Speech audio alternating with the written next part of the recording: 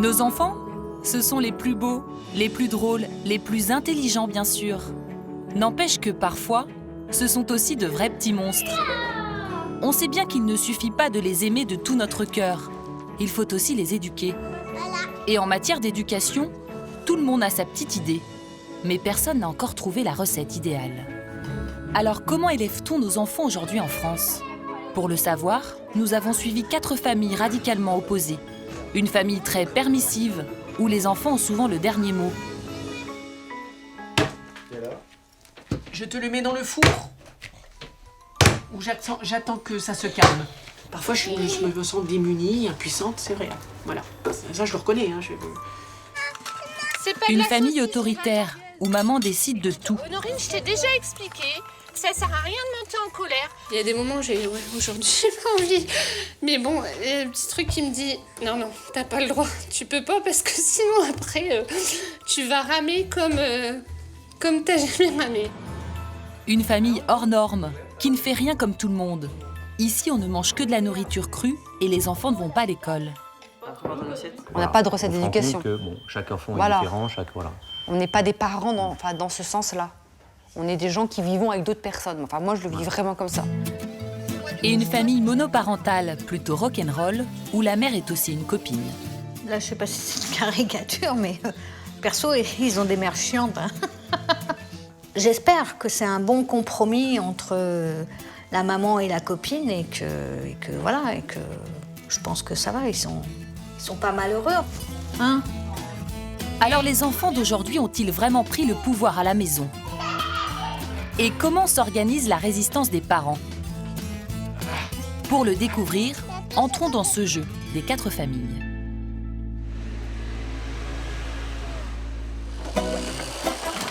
Nous sommes à Paris, dans la famille permissive. Je m'appelle Alexandra et j'ai 44 ans. Je m'appelle William, j'ai 40 ans. Je m'appelle Francesca et j'ai 10 ans. Oui, je m'appelle Clément Gabriel, j'ai 4 ans.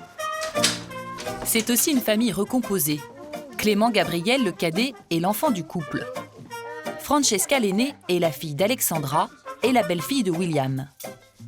Alexandra travaille comme interprète. William est comédien. À la maison, ils partagent les tâches. Mais les couverts, je te dis qu'ils sont déjà mis. Oui, bah c'est pas grave. Très bien, on va manger avec 2 fourchettes et 2 couteaux. T'as des lubies, il a ses lubies. Bon, bah voilà, chacun ses lubies. Ici, on respecte les lubies de chacun. Car l'enfant est une personne et il faut être à son écoute, quoi qu'il arrive. Non, merci. Encore Oui, mais là la bouche pleine, c'est pas génial. C'est pas génial, la bouche pleine. Parce que j'ai pas... D'accord. À table, il y a bien sûr des règles de conduite, mais elles sont toutes négociables. Vas-y. Qu'est-ce que tu veux faire? Tu veux t'arrêter? Ou tu as encore faim? Assis-toi. Alors, tu sais ce qu'on va faire? Non, tu sais ce qu'on va faire? Mais Gabriel, on termine le repas. On termine le repas. La question, c'est effectivement d'éviter déjà de se couper tous la parole, parce que c'est quoi, 4 personnes, ça devient vite à peu près cacophonie. Non mais tu vois, là t'es en train de me couper la parole, ce qui n'est pas poli. Donc voilà, donc on essaye d'avoir un petit peu les règles habituelles, pas parler la bouche pleine, parce que c'est pas très agréable pour celui qui est en face. Papa, au chien, on n'a pas le droit de casser les assiettes. Oui, c'est bien vu ça. Est-ce que tu veux un peu de faisselle? Tu veux du raisin? Ici, papa et maman n'ont pas vraiment la même définition de l'autorité. Pour Alexandra, il faut d'abord s'adapter à l'enfant. Pour William, il faut maintenir un minimum d'ordre. Tu me plieras ta serviette quand même après. Tchoc. Non. Si. Oui, papa. Et pourquoi non? Il faut que j'aille aider Francesca. Alors, Je vais te croquer, hein. Le dessert. Tous les jours, c'est William qui va chercher son fils à l'école. Et avec lui, la discipline fonctionne. Ça va? On va prendre un petit pain au chocolat ou pain au lait? Ah oui, Fred Astaire, c'est ce que je disais. Tiens, merci. Merci qui? Ah oui. Bon, allez, on y va. que j'essaie d'expliquer, c'est que les règles de politesse, bonjour, au revoir, merci, c'est des clés. C'est des clés magiques qui ouvrent des portes. Donc, autant les apprendre tôt. Comme ça, on n'a pas à y penser, ça devient un réflexe, un mécanisme, mais au moins, ça aide dans la vie. Avec son père, Clément Gabriel file droit. Mais sitôt rentré à la maison, ça se complique. Il a 4 ans, l'âge où on aime dire non. Et il essaie en vain de faire tourner sa mère en bourrique. Vas-y, tu le fais comme Là, un ça va être grand. miette à tout. Bon, pas très bien. Là, on est... Je te le mets dans le four. Tu vas le manger? Ou tu es trop perturbé? Tu préfères que j'attende Ouais, ça va. que ça se détende un petit peu? Parce que là, on est en colère. Oui, alors on va prendre ça. Et là? Je te le mets dans le four. Ou j'attends que ça se calme. Clément Gabriel. On va refaire le jeu du doudou, mais maintenant. Mais je croyais que tu avais faim. Mais j'ai pas faim. T'as plus faim. Mais Bah Francesca... alors mange ça. D'accord, je vais te le manger, mais je vais te le faire réchauffer. Surprise, il finit par se calmer tout seul. Je le coupe en deux. Sans cri ni punition, ses parents ont réussi à éviter la crise. Pour l'instant. D'accord. Ça va mieux là? Hein? Tu te sens mieux parce que tu viens de manger. Il n'est que 19h15, mais le rituel du coucher va s'éterniser. Une histoire et au lit? Ce serait bien trop beau. Donc, par une belle journée ensoleillée, le loup rencontre le petit chaperon rouge. Ne bouge plus, je vais t'aider, dit le petit chaperon rouge. Ah bah voilà, c'est fini. Je te fais un bisou. Je vais faire un... Moi, je vais aller dîner. Bonne nuit. Après papa, c'est maman, à 19h35, pour la deuxième histoire. Des petits pois mignons aux énormes potirons. Oh là là. Là, c'est écrit faim. Faim. Ça veut dire que... Qu'est-ce que ça veut dire, la faim? Celui-ci, et après, on se déplace. Mais non, on ne se couche pas. Clément Gabriel a trouvé la faille. En monopolisant sa mère, il va mettre à l'épreuve les nerfs de son père. Et voilà. Non, mais. Je t'explique. Je te la lis, mais chaque fois, qu'est-ce qu'on dit? On choisit une histoire, après on en lit 2, après on en lit 3, et papa, maman, quand est-ce qu'ils dînent? Le dîner des parents, c'est le dernier de ses soucis. Alors on fait un deal, je te lis celle-ci, et après je vais dîner. On est d'accord? Moi, je veux les magasins. Je sais. C'est vrai qu'il y en a beaucoup. À 20h après le énième câlin, c'est papa qui revient. Maintenant, ça va pas être possible. C'est le temps des papas et des mamans. Regarde, je te laisse un livre à côté. Et puis tu sais, je suis fatiguée. Mais moi, je veux Oui, je sais. Je sais, mais ça, je t'ai dit que c'était impossible pour l'instant. Tu lis celui-ci. Non. Bon, d'accord. Avec William, le ton monte. À 20h30, père et fils se disputent toujours Alexandra. Regarde, maintenant. Salut. Ta mère est à moi maintenant. Eh ben, il pleure 5 minutes et puis voilà. Non, mais c'est ta mère qui veut ou c'est le là, le magazine? soir, Parce on que les là, sort pas. Oui, 2 minutes. Une semaine maintenant. Je vais dîner, à tout à l'heure. Ma femme est appelée. William bat en retraite, mais Alexandra reste sourde à son appel. Je te sens un petit peu angoissée. Il y a quelque chose qui te gêne? Oui, mais à part ça. Et à 20h45, quand on croit que c'est la fin, le cycle infernal reprend.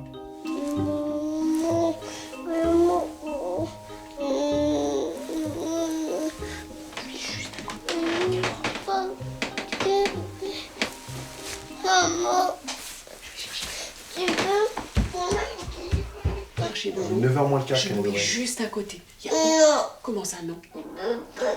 T'as fini de négocier? Allez, vas-y. Et maintenant c'est bon. Ça devient ridicule. Le gros bisou. Voilà. Allez. Salut. T'as faim? Alexandra est peut-être affamée, mais toujours aussi calme. Je rallume la lumière, ça va pas t'empêcher de dormir? Alors comme ça, tu feuillettes le livre et puis dès que tu dors, je viendrai te faire un gros bisou. Gros bisou. Dans la chambre à côté, Francesca attend sa mère. Elle a l'habitude des caprices de son frère. Je suis désolée parce que là, c'était pas un peu long. Bah, comme tous les soirs. Ah oui, comme d'hab. Bisous. Allez, va le couche. Ce soir, il a fallu plus d'1h30 pour coucher Clément Gabriel. Pas convaincu par la méthode douce de sa femme, William préfère s'en moquer. Oh mais mon chéri, mais attends, allonge-toi. Et sur le divan, qu'est-ce qu'on va dire alors?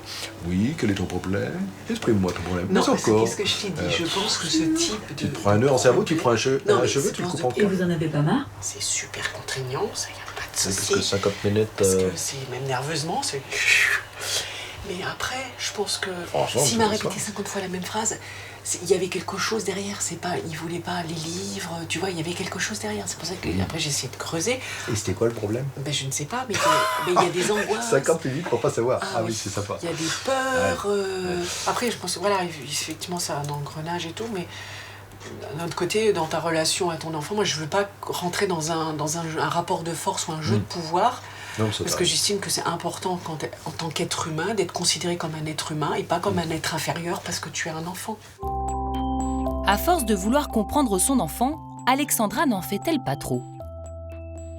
Nous avons demandé à Catherine Jousselme, pédopsychiatre, de décoder son attitude. Cet enfant aurait besoin de limites qu'il pourrait tout à fait supporter si cette maman n'avait pas peur, c'est pas méchant de sa part, mais elle a simplement peur qu'il soit malheureux. Elle a peur qu'il n'arrive pas à surmonter ce malheur-là. Et ce malheur-là, c'est quoi? C'est l'Oedipe. Papa et maman s'aiment et ils vont manger tous les deux tout seuls, sans toi. Et t'es assez grand pour supporter ça. Et ça, elle n'y arrive pas, ça lui fait trop de peine, je crois. Faut qu'elle dépasse ça. Et il faut que la maman puisse être assez tranquille pour dire au petit, écoute, moi j'y arrive plus maintenant. Moi je sais que t'as besoin de dormir, écoute, papa maintenant va s'en occuper. Et je pense qu'avec papa, peut-être que les choses s'arrêteraient plus vite. Passer la main au papa, bonne idée. Mais encore faut-il accepter de changer de rôle. Et dans beaucoup de familles aujourd'hui, celle qui décide à la maison, c'est maman. Maman, elle a fait des spaghettis bolo. Nous sommes en Picardie, dans la famille autoritaire. Je m'appelle Boris et j'ai 40 ans. Je m'appelle Fabienne, j'ai 39 ans. Je m'appelle Baptiste et j'ai 13 ans. Je m'appelle Hélène, j'ai 11 ans. Je m'appelle Adèle, j'ai 5 ans. Je vous présente Emilien, 2 ans et demi. Je vous présente Honorine, 2 ans et demi. Ton sac, tu l'as descendu? Hélène, ton sac, c'est bon? T'as rien oublié? Carte de cantine, carte de bus? Ok. Tous les matins, Fabienne passe les troupes en revue. Rien ni personne ne lui échappe. Ici, c'est elle qui commande. À tout à l'heure. Travaille bien. Fais. Comportement, Hélène. Hein? Comme d'hab. Oui, mon cœur. Un bisou à Baptiste. Après les embrassades du matin, Boris le père conduit les grands à l'arrêt du bus en partant travailler. Il est vendeur dans une grande surface. Fabienne est infirmière de nuit en pédiatrie à mi-temps. La journée, elle s'occupe des petits et avec elle, même à 2 ans et demi, on se tient bien à table. Emilien, c'est ça et rien d'autre après. Honorine, mange proprement. Adèle, tiens-toi droite. Tiens, non, tiens-toi droite, on ne tient pas sa tête. Oui. Honorine, viens voir maman. Pose le sac. En route pour l'école, Fabienne ne lâche rien. Oui, non, maman, elle n'a pas dit d'ouvrir la porte. On ouvre la porte quand maman elle le dit. Et c'est maman qui passe en premier. Non, non. C'est moi premier. Voilà. On y va. Recule. Ok, c'est moi premier. Stop. Et quand on arrive, on dit quoi, la maîtresse? Bonjour. Pas facile d'élever 5 enfants, surtout avec des jumeaux en bas âge. Allez, l'attitude dans la poche. C'est bien, je suis fière de toi. Juste après leur naissance, Fabienne s'est sentie débordée. À force de vouloir tout maîtriser, elle a fini par craquer. Au bout d'un moment, de toute façon, quand on est trop dans le cocooning, dans le maternage, et ben, on arrive à ce qu'on appelle le burn-out. Et le burn-out, c'est quelque chose qui, on se dit, moi, j'avais dit, ça ne m'atteindra pas, je suis plus forte que ça, et je ne vivrai pas ce genre de choses, et on s'aperçoit que ça vient très vite. À l'époque, elle s'est laissée submerger.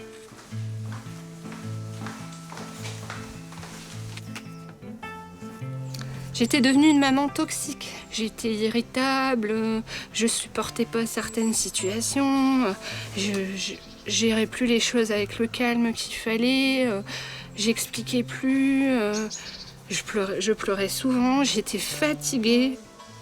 Pour éviter un nouveau burn-out, Fabienne est très à cheval sur les règles. C'est un combat au quotidien de cadrer des règles de vie, de pas... Enfin voilà, si on dit c'est ça, et que après on laisse ça, et puis on en arrive à ça. Après, quand il faut faire marche en arrière, on met nettement plus de temps à récupérer les choses, parce que justement on doit garder cette ligne de conduite pour rester crédible aussi. Fabienne et Boris aiment s'occuper ensemble des enfants. Ils s'organisent souvent pour aller chercher les plus jeunes à l'école. Elle va être impressionnée. Vous êtes parents à 100% du matin au soir non-stop? À 200%.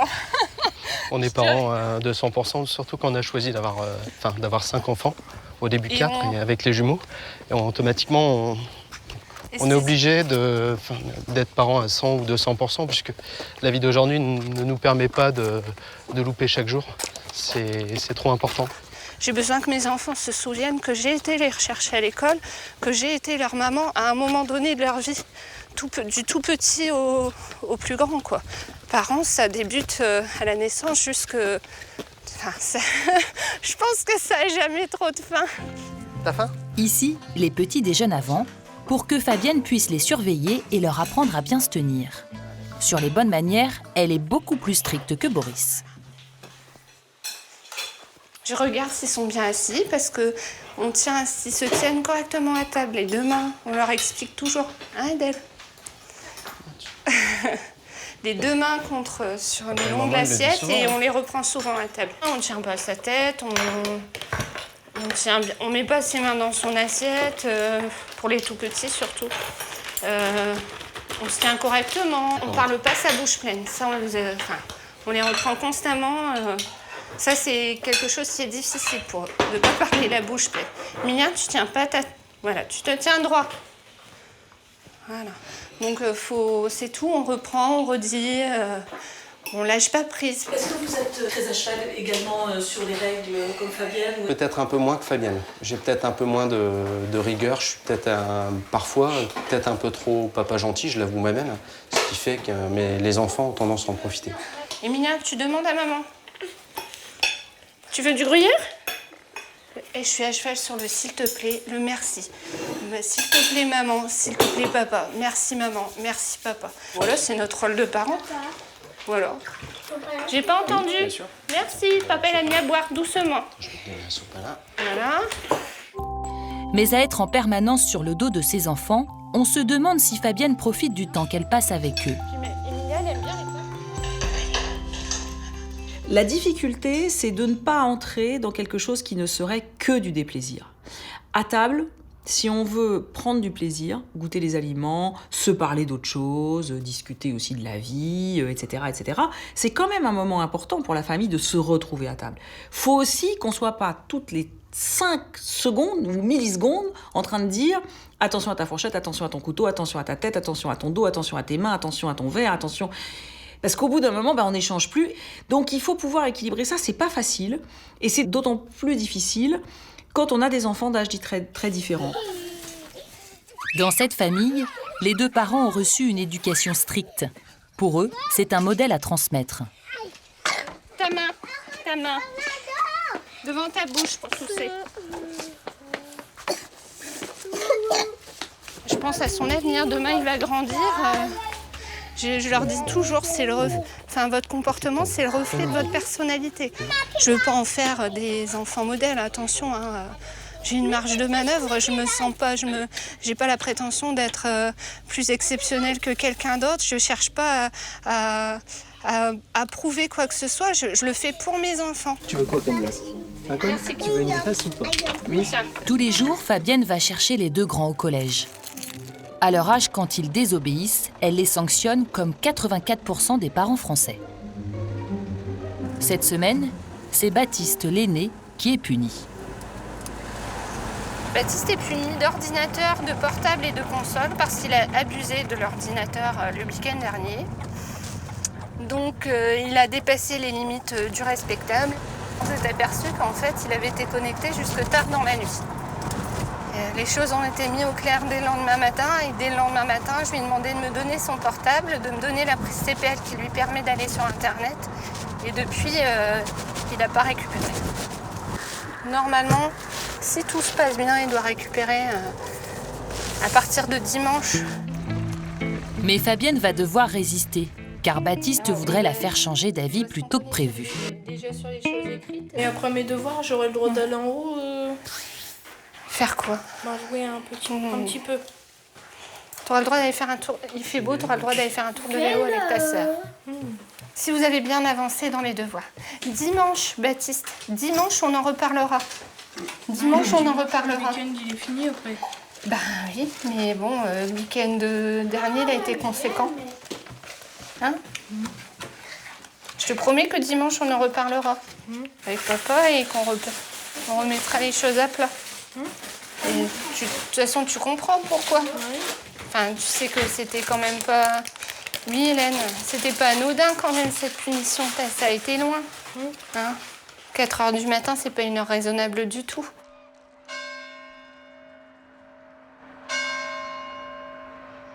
Pas question d'assouplir la punition. Fabienne a tranché, mais qu'en pense le père de famille? Je pense que ma femme a complètement raison parce que c'est trop facile de lever la punition aujourd'hui et je pense que la punition, il faut qu'elle dure un petit peu dans le temps pour qu'ils comprennent, pour qu'ils recommencent surtout pas. Et avec le temps, je deviens un peu plus ferme sur les punitions grâce à toi. Aussi. Non, moi je pense que même si c'est dur, on se concerte. J'ai toujours été plus stricte que Boris, mais ouais, t'es plus stricte. Mais je maintiens mon cap maintenant. Ici, les enfants grandissent dans un cadre imposé, avec des règles strictes. Mais comment faire autrement, quand on est parent de familles nombreuses?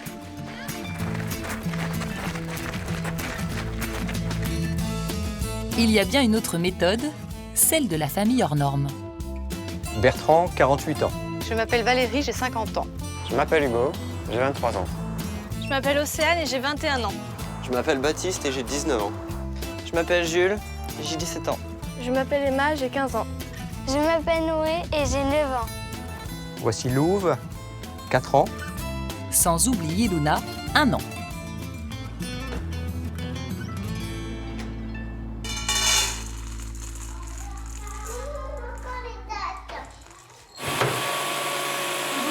Dans cette famille aisée, les parents ne font rien comme les autres et leurs différences commencent dans l'assiette. Je vais te chercher les... Le plat que Valérie prépare avec 2 de ses filles peut paraître bizarre. Des crackers à base de graines concassées. Une fois mixées, les graines sont transformées en galettes de pâte. On place ensuite la galette dans un déshydrateur qui va la rendre craquante. Ici, les crackers remplacent le pain. Car pas question de passer les aliments au four, on ne mange que de la nourriture crue. Je suis là. C'est Valérie qui a testé la première ce changement radical d'alimentation. Il y a eu, comme dans les photos, un avant et un après. Et surtout les gens, quand ils m'ont vu physiquement, et quand ils ont vu, je sais pas, mon visage, l'énergie, et moi, je le sentais aussi, de la façon de me tenir aussi. Et c'était ça, en fait. Il y a une sorte de rajeunissement. C'était très rigolo, quoi. Moi, j'ai commencé un an, et puis après, quand j'avais du mal, après, quand je les voyais cuisiner, à sentir les odeurs, etc. et tout. Donc, j'ai dit, bon, écoutez, on mangeait déjà, pendant que moi, je mangeais cru, eux, ils mangeaient cru le soir. Et à un moment donné, j'ai dit, bon, écoutez, on va se mettre à manger cru. Donc, voilà, ça a commencé comme ça. Si vous êtes invité par des amis, c'est peut-être là où c'est plus compliqué à gérer. Quand je me déplace, j'apporte ma nourriture ou des trucs comme ça. Enfin, moi, ça me pose pas, j'ai pas de problème. Valérie a mis 1 an à imposer ce nouveau régime à sa famille. Au début, les enfants ont eu du mal. Bon, pour le coup, elle nous a forcés. Mais je le remercie de m'avoir forcé, entre guillemets, pour ça. Parce que maintenant, je regarde les effets que ça me fait sur mon corps. Et je suis heureux, quoi. Enfin, ouais. On mange cru et au bout de 6 mois, je suis devenu végétarien, mais par moi-même. Et depuis, j'ai pas touché 1 gramme de viande, quoi. Et quand j'en touche, je dégueule et je pleure pendant des semaines. Donc ça va. Aujourd'hui, ce choix alimentaire original met tout le monde d'accord. On est dans une famille où déjà on a choisi de manger d'une façon très particulière. Tout le monde ne mange pas des fruits seulement crus, voilà. Ça c'est une première... Mais du coup ça fédère la famille. Apparemment tout le monde est vraiment axé sur ce truc-là, personne n'a l'air de remettre en question cette histoire-là. Bon. Donc ça fédère quelque chose et on sent que le groupe est fédéré apparemment autour de ça. Pour Valérie, gérer sa tribu de 7 enfants, c'est un travail à plein temps. Dès sa première grossesse, elle a choisi d'être mère au foyer. Tu nous aides ? Ouais, moi j'ai fait des études de journaliste. Et après, comme j'étais assez idéaliste, je me suis dit, c'est pas fait pour moi. Et voilà, après quand je suis tombée enceinte, mon choix, c'était de me consacrer, en tout cas, à cet enfant qui allait venir, quoi. Bertrand, son mari, dirige une entreprise de pompes funèbres et gagne bien sa vie. Tous les jours, il rentre déjeuner à la maison.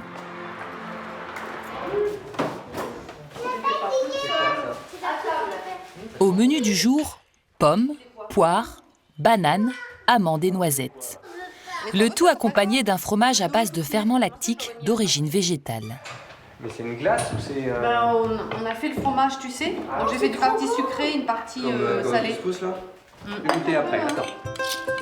Baptiste, notre végétarien convaincu, n'a pas l'air emballé. Ça a l'air comment?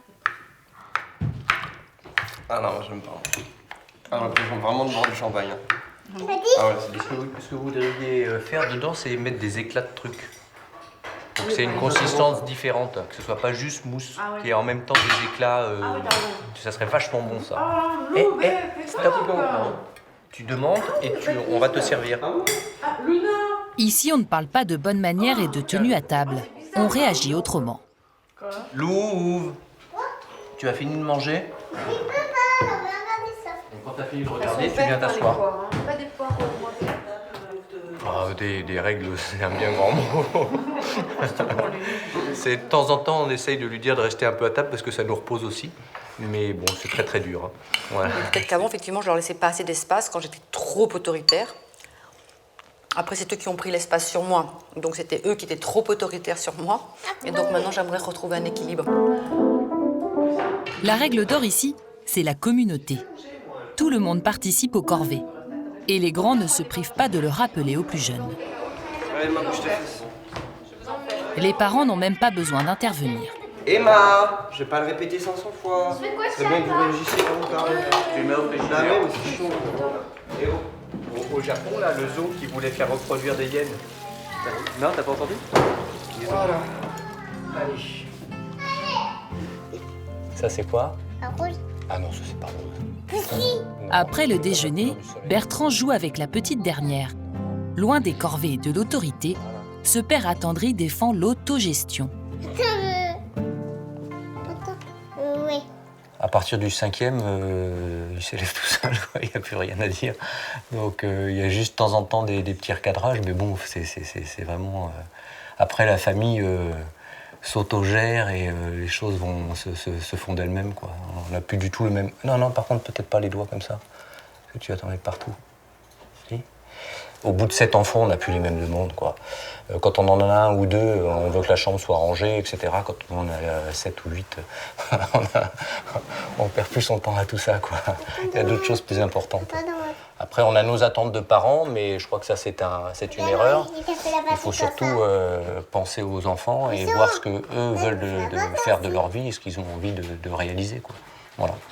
À partir de là, quand vous avez compris ça, après, on laisse faire les choses et puis généralement, ça se passe toujours très bien. Papa, tu veux rouge? Non, j'aurais savoir quelle heure il est.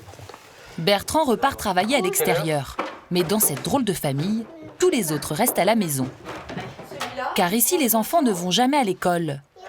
Depuis 12 ans, Valérie leur fait la classe à domicile, quel que soit leur âge et leur programme. Cet après-midi, c'est cours de géographie, tous ensemble sous la couette. Mais ce système n'est pas très efficace en cas de crue soudaine. Alors, combien de 200 ans? Plus de traces de l'homme, quasi. 200 et là, les hommes... beaucoup, moi, je trouve. Hein. Tu déconnes, maman? Non, je déconne pas, non. Attends. De la nature, c'est la nature qui détruit. J'aime pas la nature. Mais comment Valérie s'organise-t-elle au quotidien? Et pourquoi a-t-elle fait ce choix? Quand on met ses enfants à l'école, moi, j'avais pas le temps de penser. Enfin, je sais pas comment dire. J'étais prise, en plus avec 5 enfants, j'étais prise dans un quotidien, dans une spirale infernale, et donc j'avais pas le temps de réfléchir. Je faisais mon boulot, je m'occupais de ma maison, je faisais des cours, je faisais à manger, j'allais chercher mes gosses, je leur faisais leurs devoirs, ils allaient se coucher. Voilà à quoi j'étais réduite. Ta vie, elle passe, tu vis même pas avec tes gosses, et c'est là où j'apprends que l'école n'est pas obligatoire. À partir du moment où l'école n'est plus obligatoire, je suis plus obligée d'emmener mes enfants à l'école le matin tôt. Voilà, du coup, on dispose du temps. Et quelle est la plus grande richesse à l'heure aujourd'hui? C'est d'avoir du temps. Avoir du temps pour Valérie, c'est le critère d'une vie réussie. Mais les programmes d'école à la maison sont très contrôlés par l'éducation nationale. Alors malgré sa décontraction apparente, elle doit s'y soumettre, et ça lui pèse. Pendant les 3 premières années, ça s'est bien passé, mais ça s'est bien passé parce que je faisais tout ce qu'on me demandait. J'étais très obéissante. Et puis au bout d'un moment, je me suis rendu compte qu'ils venaient avec leurs outils, ils venaient avec leurs évaluations scolaires, etc. et tout, et c'est pas du tout prévu par la loi. Ça se passe pas très bien parce que c'est sans arrêt un rapport de force, et j'ai pas envie d'être dans ce rapport de force, mais j'ai pas le choix. Bon, oui, Noé. Pas le choix non plus pour Noé. C'est l'heure de la leçon d'anglais, et c'est moins rigolo que de regarder un DVD. Ah bien. Je répète pas, je te préviens. Ah ben, le but du truc, c'est ça. Tiens, tu viens The difference. The difference. En anglais, The il n'y a pas d'article pour différencier le masculin Attends, ce qui du se féminin. pratique. Il n'y a donc pas En de anglais, différence entre tu dis la pas là ou et le. En anglais, c'est able. Dans cette famille, les enfants ont l'air ravis de ne plus aller à l'école. Mais cette éducation hors norme peut-elle durer au-delà du lycée? Suffit-elle pour affronter le monde extérieur? Et comment les plus grands vont-ils trouver du travail? À Fontainebleau, nous avons enquêté aussi chez une maman copine. Je m'appelle Barbara, j'ai 50 ans. Bonjour, je m'appelle Manon, j'ai 19 ans. Bonjour, je m'appelle Théo, j'ai 16 ans. Depuis son divorce, Barbara élève seule ses 2 enfants. Travaillant à plein temps comme secrétaire d'administration, elle veut profiter de chaque instant de détente avec eux. C'est nul. Il faut que tu t'aimes en slip et l'autre il faut que tu t'aimes en slip. L'autre il a répondu, il faut que tu t'aimes en slip. Ah, c'est drôle. N'empêche, bon, là je sais pas si c'est une caricature, mais perso, ils ont des mères chiantes. Hein. Moi je suis pas chiante, hein, Non. Barbara ne se prend pas au sérieux. Avec ses enfants, elle privilégie le dialogue. J'espère que c'est un bon compromis entre la maman et la copine et que je pense que ça va. Ils sont pas malheureux. Enfin, ils n'ont pas émis l'envie d'aller dans une autre famille. Donc pour l'instant, ça va, je pense. Mais bon. Et puis c'est fatigant de faire le gendarme, je trouve. Donc 6 mois en plus, je peux m'économiser la surveillance, de la répression et voilà quoi. Je veux dire, ça peut se passer tranquille et voilà, c'est mieux que d'être toujours en train de punir et voilà quoi. Punir non, mais partager oui. Car cette maman copine refuse d'assumer seule toutes les corvées de la maison. Théo, tu te lèves? Dimanche matin, 11h. Il y a plein de trucs à faire. Ouais. Bon, tu te lèves? Ok. Pour obliger ses enfants à l'aider, Barbara établit des listes de tâches ménagères quotidiennes. Faire la vaisselle, vider les poubelles, remonter le linge, regarder si on peut faire tourner une lessive. Voilà. Alors, est-ce qu'il y a des tâches que tu préfères? Non. Comme ils ont quand même souvent la mémoire courte, à certains moments, quand ça les arrange, j'ai mis par écrit. Comme ça, il n'y avait plus de soucis. Bon, on se bouge? Ouais. On y va? On y va maintenant? Où ça? Ramasser les feuilles, tu te rappelles? Sous ses airs d'ado distrait, qui manie le râteau sans discuter, Théo est un passionné de jeux vidéo. Dès la cordée expédiée, il fonce retrouver ses manettes. Oh, mais il y a un mec, il est vraiment énervé avec son sniper, là. Théo joue depuis l'âge de 10 ans. Le week-end, il passe des heures à tirer sur des ennemis virtuels en commentant ses actions à haute voix avec les autres joueurs en ligne. Ça commence vraiment à m'énerver là. Mais voilà, ça m'énerve. Pour le contrôler, Barbara l'a installé dans cette pièce, ouverte sur l'escalier. Mais le jeu lui porte sur les nerfs et parfois, Théo ne se maîtrise plus. Alors Barbara intervient, car elle trouve son fils trop accro à ces enjeux mystérieux. Mais comment tu sais avec qui tu es là? Des trucs écrits partout. Ouais, faut connaître vraiment. Au bout de 2 heures, je vais peut-être lui demander de faire une pause, de faire un break et puis de faire autre chose. Proposer autre chose. Ouais. Après, bon, ils acceptent ou pas. Des fois, on va juste faire un magasin, on va traîner dans un magasin histoire de faire un break. Malgré ses inquiétudes, Barbara a du mal à lui imposer des limites. Il le faudrait pourtant. Alors, elle est très touchante, cette maman, parce qu'elle est à la fois quand même très attentive. C'est-à-dire qu'elle reste derrière, elle dit non, là tu t'énerves trop, tout ça. Elle cherche des compromis pour quand même être en lien, discuter, etc. etc. Mais c'est vrai que ce qu'elle dit, c'est un des risques. Le fait de se dire que se mettre en conflit, c'est-à-dire mettre une limite qui est très difficile à accepter pour notamment là, l'adolescent, va mettre en conflit, ben c'est vrai que c'est fatigant. Pas facile d'être maman solo de 2 ados. Dans la famille, c'est la guerre des écrans. Télévision, portable, console de jeu, ordinateur, tablette. Alors, pour tenter de maintenir le dialogue, Barbara a inventé une règle.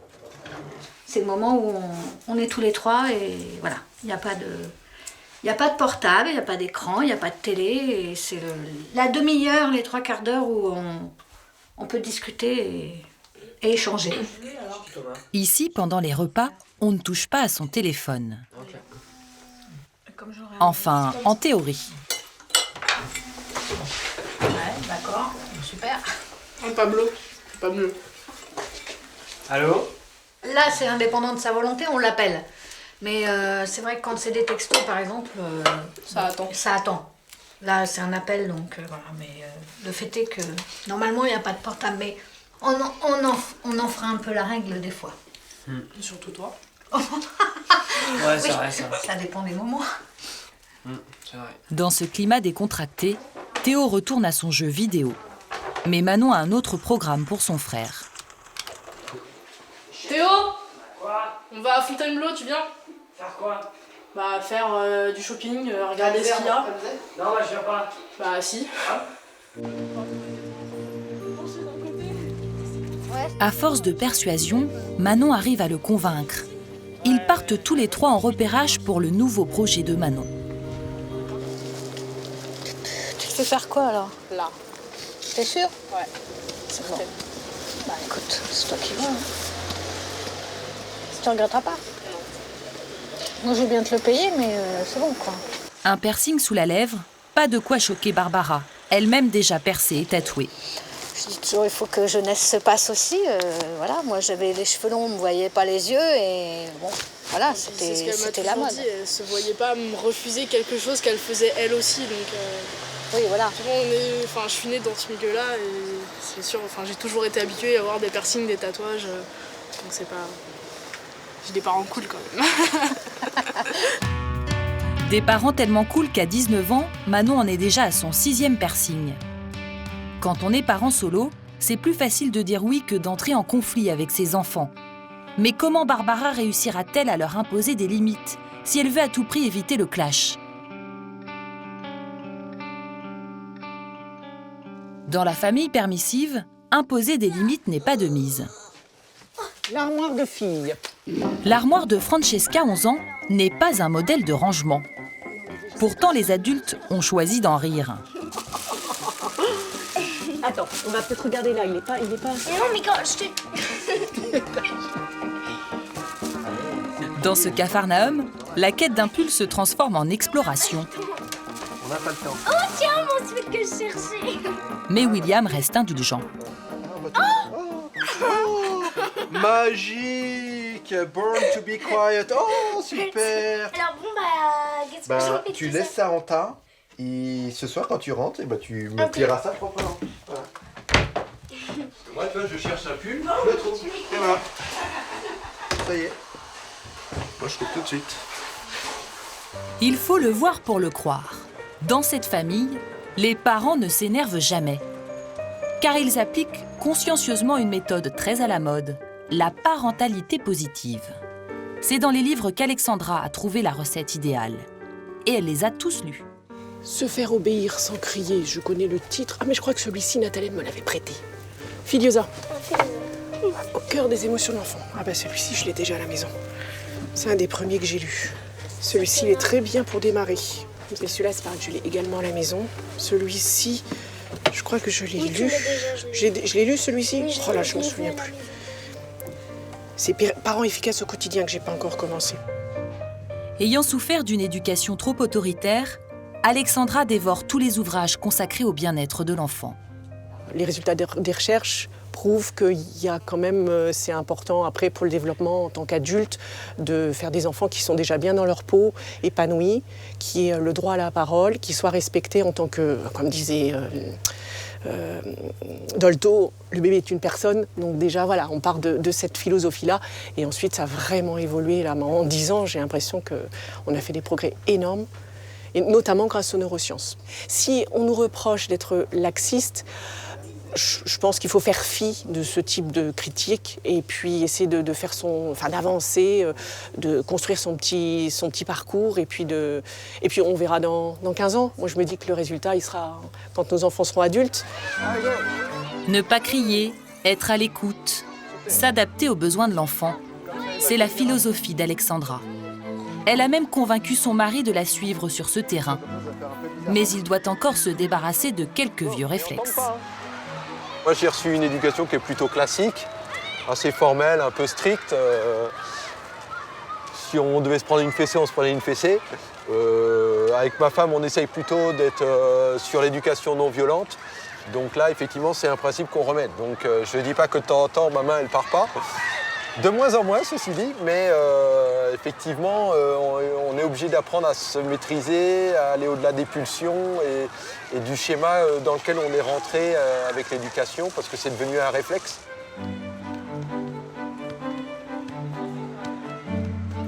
Ils ont beau être des parents consciencieux et attentifs, ils aiment aussi sortir en amoureux.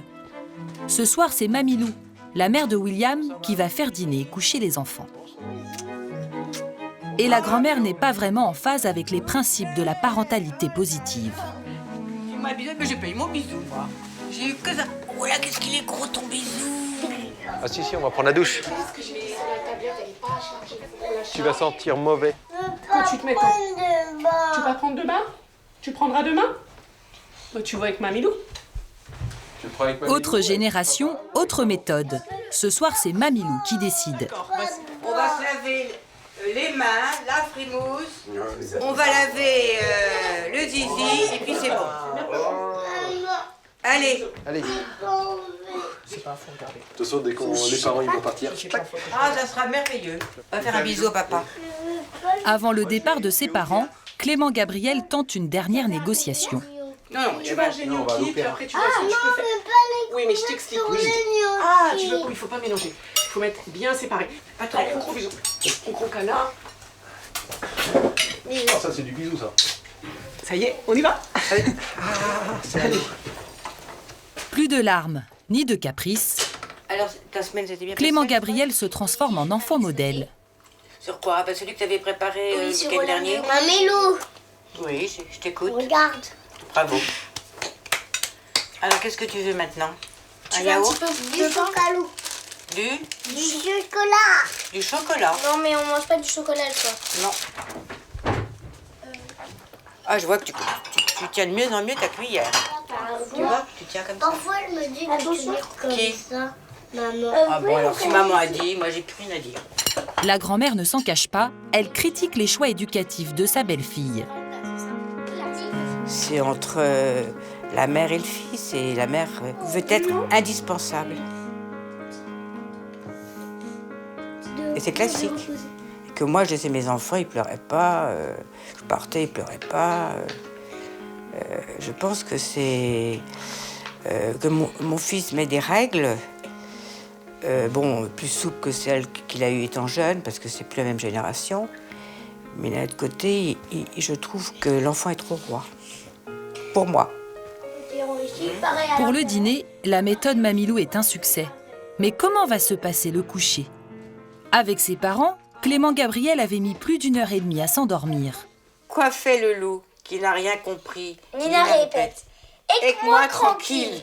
Décidément, le loup ne comprend pas. Surprise, dès la fin de la première histoire... Bah c'est fini. Et voilà l'histoire. Moi, je veux dormir maintenant. Tu as envie de dormir maintenant? Allez, t'as ton doudou? Tu dis bonsoir à ta grande sœur? Bonsoir, grande sœur. Bonsoir, petit frère. Alors tu viens me voir? Oui. Tu viens me voir avec papa et maman? Allez. Couché en un quart d'heure sans discussion, Mamilou peut être fière de son éducation à l'ancienne. Avec moi, aucun problème. Aucun. Il faut mettre des barrières, sinon on est... Et il faut les mettre très très jeunes.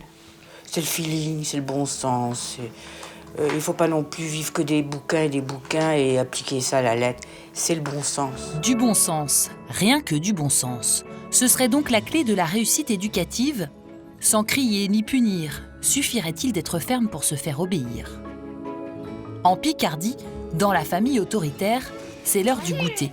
Non, ça c'est... Non, chacun son tour. Alors maintenant, tu vas prendre la queue. Mais pour Fabienne, avoir du bon sens ne suffit pas. Sa devise, c'est de ne jamais rien lâcher. Maman, elle te donne quelque chose, tu dis merci à maman. Moi, quand tu me donnes quelque chose, je te dis merci, Emilia. Toi, t'es censée faire tes devoirs. Bon, merci, maman. Ben, je garde les bonbons. Merci, maman. Merci, maman. Maman. Merci, maman. C'est bien, mon cœur. Je suis fière de toi. Et quand c'est fini avec l'un des jumeaux, ça recommence avec l'autre. Honorine, je ne veux pas que tu montes, tu laisses Hélène faire ses devoirs. Tu respectes ce que je t'ai demandé. Et tu... Non, tu vas gaz... Et regarde, t'as vu ce que tu fais là? Tu déboîtes là. Non. Tu veux qu'on s'assoie là, toutes les deux? Tu veux t'asseoir sur la marche? Donc là, je t'ai expliqué, Hélène, elle a fait ses devoirs, elle a besoin de calme. Donc je te demande de ne pas monter là-haut. D'accord? Ici, on s'assoit. Non, là, on reste là. Non, là, on reste là. On reste là. Parce que tu adhères pas à ce que je te demande. J'attends que tu arrêtes ta colère. Si les enfants n'obéissent pas vite et bien, leur mère les punit. Ils doivent s'asseoir sur une marche d'escalier pour réfléchir et se calmer. Je suis pas d'accord. Et une fois la crise passée, elle s'explique. Tu comprends ce que maman t'explique là? J'étais une grande fille, tu sais, t'es très intelligente, je sais que tu comprends beaucoup de choses. Et là, t'as très bien compris ce que je te disais. Je pense qu'il faut faire comprendre à l'enfant que c'est pas bien, marquer le moment en choisissant un lieu qu'on va reprendre à chaque fois. Il y en a, ce sera peut-être le coin. Moi, voilà, j'ai adopté ce système-là de la marche. Quand on va sur la marche, ils sont un peu isolés quand même. On les met dans un endroit donné et ils comprennent que c'est l'endroit où il faut qu'ils se calment et qu'ils réfléchissent à ce qu'ils ont fait. Mais quand on n'a que 2 ans et demi, l'exemplarité de la punition est assez limitée.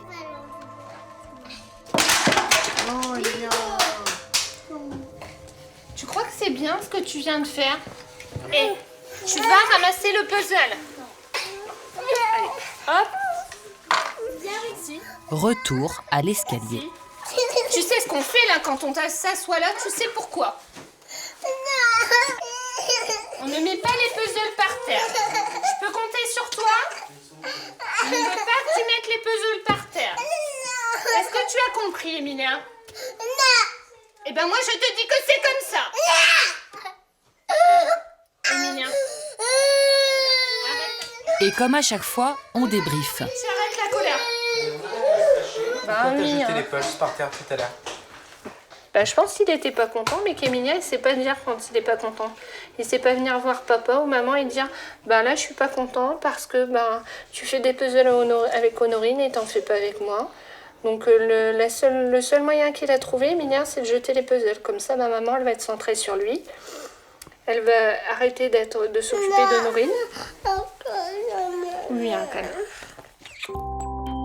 Fabienne risque de passer du temps à justifier ses punitions.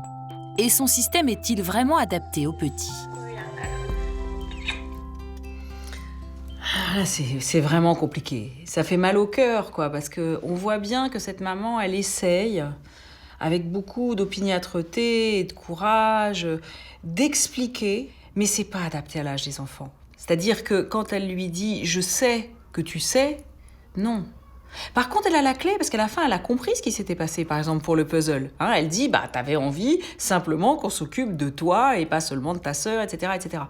Alors là, je crois qu'elle est en évolution, cette maman, elle va y réfléchir et elle va passer le cap. Mais le cap, c'est de se dire qu'à cet âge-là, il faut nous anticiper les choses. C'est-à-dire, t'as jeté le puzzle par terre, c'est vraiment parce que t'avais envie que je m'occupe de toi et pas de ta sœur. Alors, on fait pas comme ça.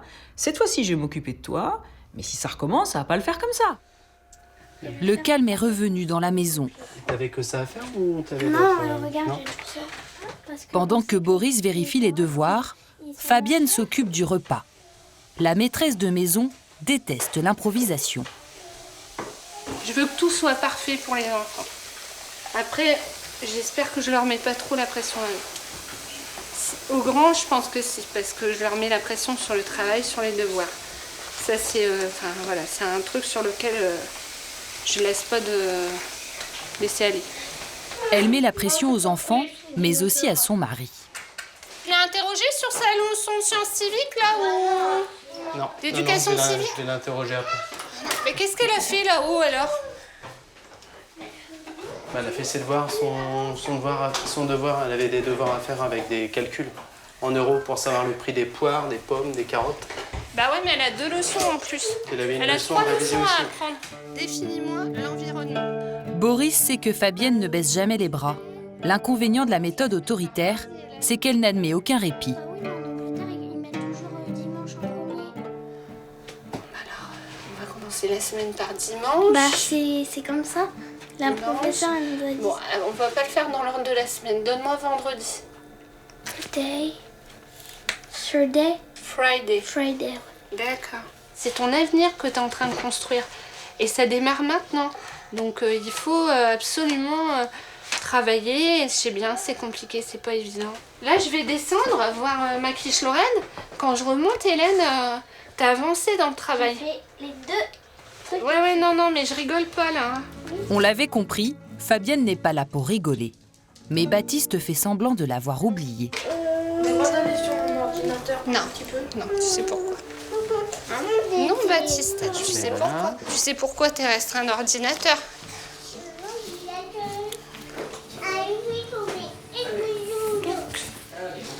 Non. Oui. Non.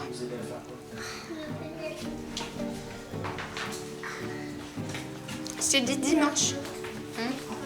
Ce week-end. Il reste plus que 3 morceaux à mettre. On verra. À 20h, c'est le dîner. J'adore le dîner. Mets-en main dans ta fourchette, Hélène.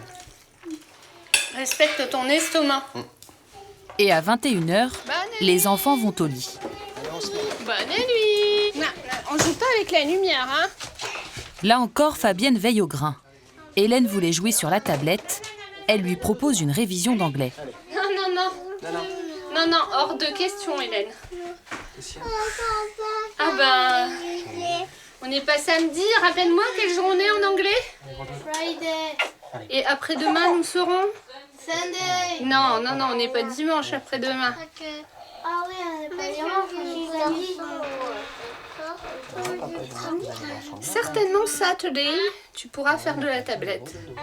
Non, certainement maintenant. Si tu as fait tes devoirs et que tu as rempli les contrats de la journée. See you soon, bye bye. Non. Un chaton coincé dans un arbre. Pauvre chaton, s'appelle Philou. Avant tout, équipons raide. Une dernière histoire et ça y est. Les parents vont enfin se retrouver seuls pour parler des enfants. Il est énervé, je sais pas ce qui se passe, mais il avait pas l'air très reposé aussi. Ils sont fatigués. Et Baptiste? Baptiste, j'ai trouvé que ça allait mieux, mais... Ah. on les va. Enfin, Non, moi je le trouve trop tristouné là.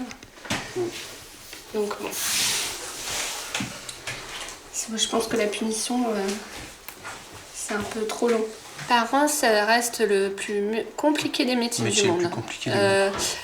Enfin, franchement, aller travailler, pour moi, c'est une partie de plaisir.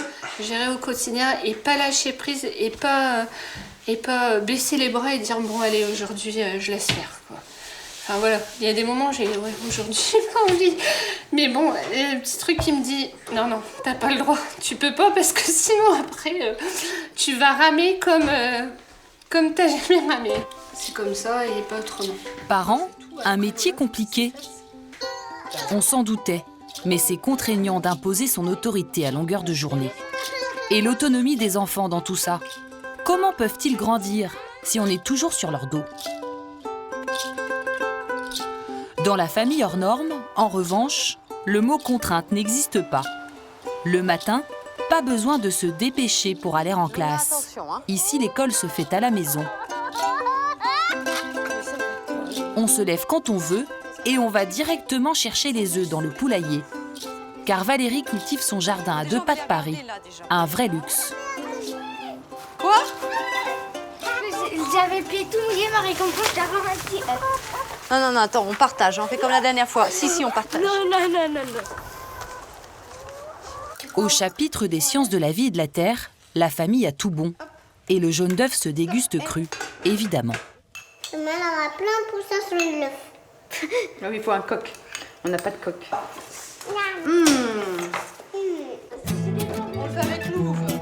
Dans cette grande fratrie, les 7 enfants ont adopté facilement l'éducation à la maison. D'autant que chez eux, le bac n'est qu'une option.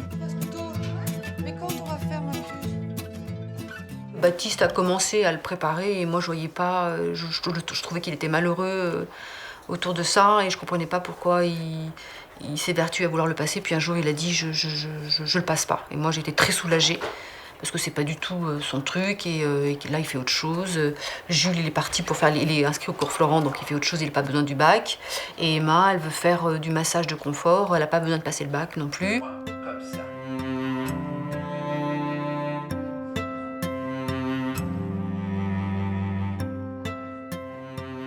J'ai pas de programme, je fais ce que j'ai envie par rapport à ce que je veux faire plus tard en fait. Et ma journée c'est plus... je me lève souvent à 9h, je commence toujours par l'anglais, ça c'est un rituel. Et après ça dépend ce que je vais faire avec ma mère, je fais plusieurs choses différentes, c'est pas tout le temps la même chose tous les jours. Baptiste, 19 ans, veut devenir réalisateur. Contrairement à ses 2 aînés, il a décidé de ne pas passer son bac. Il organise donc son enseignement au gré de ses envies. Fais ce que tu veux et t'apprends ce que tu veux. Moi, c'est surtout ça que je répète aux gens qui me demandent. Mais qu'est-ce qui est bien, c'est que tous les jours je sors, tous les jours j'écris, tous les jours je regarde des films et je travaille beaucoup, quoi. Quand tu as une balance commerciale excédentaire, en excédent, ça veut dire qu'elle est positive, ça veut dire que tu exportes plus que tu importes. Valérie n'est pas une spécialiste de l'économie. Sa technique, s'appuyer sur Internet et pousser ses enfants à chercher par eux-mêmes. Tu veux bien regarder dans Internet, tape traité de la triple alliance. Je trouve que c'est l'interaction en fait, plutôt que d'être là et que je lui parle pendant des heures et qu'elle m'écoute quoi. Moi j'aime bien quand je lis, j'essaie de lui poser des questions. Si jamais je vois qu'elle comprend pas une notion, j'essaie de la pousser à la trouver par elle-même quoi. Enfin, moi, j'aime bien, moi, j'adore ça. Elle adore ça. Mais cette étonnante relation mère-enfant est-elle la formule miracle pour se construire ? Pas si sûr. C'est pas classique dans notre culture. Dans notre culture, on a tendance à penser qu'un parent, c'est quelqu'un qui transmet des choses, mais qui ne transmet pas tous les savoirs. Alors là, cette maman, elle ne transmet pas tous les savoirs, puisqu'elle dit très clairement, elle fait appel aussi à Internet, aux livres, etc. Mais quand même, elle est la personne par laquelle le savoir passe. Donc, j'allais dire, il y a des avantages et des inconvénients. Hein. J'ai l'impression, enfin moi comme ça, ce qui me vient à l'esprit, c'est pour se développer, on a besoin aussi de conflictualiser. Comment on conflictualise dans une configuration comme ça ? Alors, les conflits sont plus difficiles dans ces cas-là, à la limite, parce que quand on fait l'école à la maison encore, là, sur des âges quand même très avancés, si vraiment on en a marre des parents, comment on fait pour leur dire ? Je veux dire, on peut rentrer à la maison en disant « Ah, tel prof, il est nul, machin, etc. » Là, c'est plus compliqué, quoi. L'aîné, Hugo, 23 ans, a suivi des études d'art. Il est aujourd'hui dessinateur et graphiste pour des sociétés de jeux vidéo. Il n'a été en classe que jusqu'à 11 ans et pour lui, cette méthode originale a fait ses preuves. Moi, je me souviens surtout que l'école, c'était casse-couille. Que si, on y allait pour les potes, mais que la plupart, 80% du temps, c'était... t'as peur, quoi. T'as peur des contrôles, t'as peur de pas comprendre les choses, t'as peur d'être derrière. Et puis tout est noté, donc c'est vrai que tout de suite, les choses prennent une ampleur incroyable. Donc c'est vrai que j'en garde un mauvais souvenir. Bien sûr, les copains, c'était autre chose, mais je garde un mauvais souvenir de l'école pour ça. Et donc le fait d'avoir... Pour moi, je vois ça comme une échappatoire, d'avoir cette proposition-là, de passer à autre chose, de changer, de sortir de ce carcan qui était l'école à l'époque, bah, ça a été une délivrance de ce point de vue-là. Le fait d'avoir trouvé les choses par moi-même, d'avoir dû me débrouiller tous les jours pour aller chercher ce que je voulais vraiment, bah, m'a amené à résoudre beaucoup de questions et apporter des réponses sur ce que je voulais faire. Je voulais pouvoir m'investir physiquement dans les choses que je fais.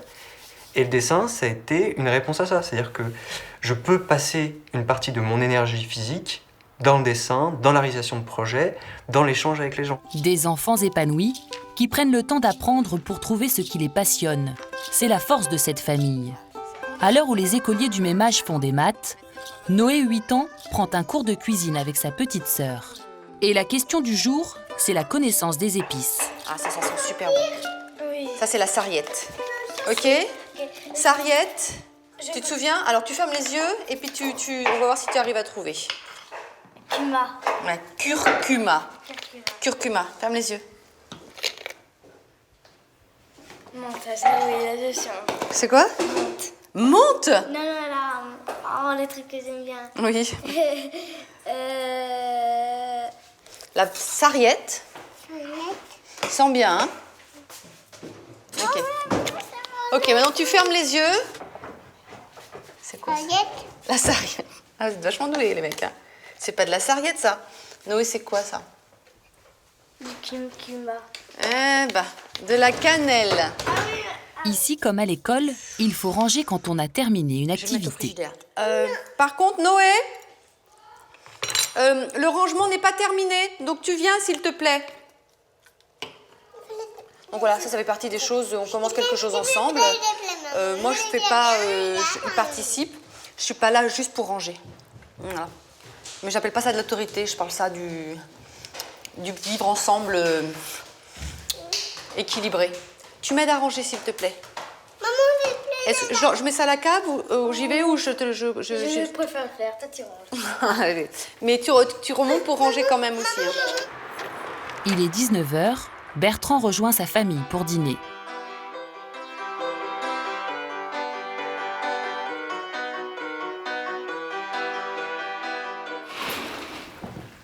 Alors Hugo? C'est ton verre, ça, Jules, ou pas? Pour les repas, pas de règle de bienséance. Chacun se sert et s'installe où il veut et comme il veut. Au menu du soir, concombre, salade, avocat, rien que des crudités, servis avec des crackers déshydratés. Prends ton assiette, s'il te plaît. Et tu te calmes. Non, ça suffit. Je t'ai dit de prendre dans ton assiette et tu prends dans ton assiette, ok? Les enfants ont l'air affamés. Je viens de le faire. Quelqu'un veut des choux? Tu peux peut-être en laisser à ta sœur Océane qui aime bien ça. Dernière fois. Il faut même leur rappeler les règles de la solidarité familiale. Stop! Vous laissez à manger à Océane. C'est quoi ça? Noé, regarde, tu vois magie. Wow. Oh, une magie. Pour la vaisselle, pas de répartition des rôles. Ici, chacun met la main à la pâte et on s'amuse. Doucement là. Waouh, Spirit. Regarde, elle me porter. Allez, vas-y. Valérie est fière de sa tribu. L'éducation des enfants, c'est son œuvre. Et plus le temps passe, plus elle s'investit dans la maternité. Et oui, ce n'est pas banal. Valérie donne toujours le sein à sa fille de 4 ans. C'est comme un rituel avant le coucher. Allaiter à 50 ans, pour elle, c'est tout naturel. Je sais pas comment c'est venu. Je me souviens plus exactement, mais voilà. En tout cas, moi, j'ai avancé et en avançant avec les enfants, ben voilà, il y a des choses qui m'ont semblé plus évidentes. J'ai commencé par allaiter Hugo, mes 5 mois. Océane, 8 mois. Baptiste, 9 mois ou 1 an. Enfin, plus j'avançais. Et après plusieurs années, Noé. Et là, Lou, elle a 4 ans et elle tète encore.